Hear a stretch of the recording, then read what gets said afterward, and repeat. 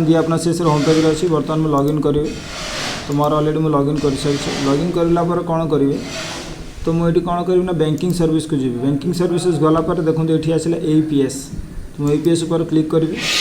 click करला पर कौन आसो देखो ये मोर BC ID है मो मोबाइल नंबर है तो ये है कौन इनिशियल ट्रांजेक्शन पर मुझे क्लिक करी क्लिक कला पर मत गोटे पेज खोल पेज खोला पर मो लोकेशन से ट्रैक कर ट्रैक कला पर कौन मुझे अलरेडी रजिस्ट्रेशन अच्छी तो से मोर मोबाइल नंबर पकेबी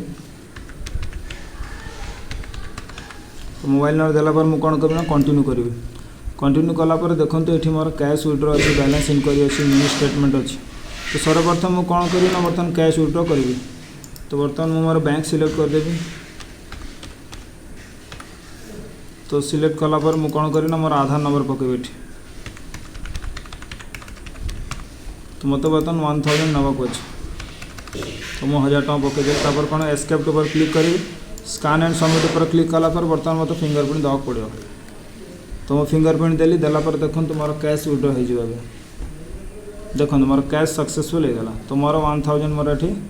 उठीगला और बाकी मोर के 146 टका 80 पैसा रहा तो मुझे जानीगली कि किभली प्रकार आम APS रे मनी विड्रॉ करें तो बर्तमान कौन करिया आम जान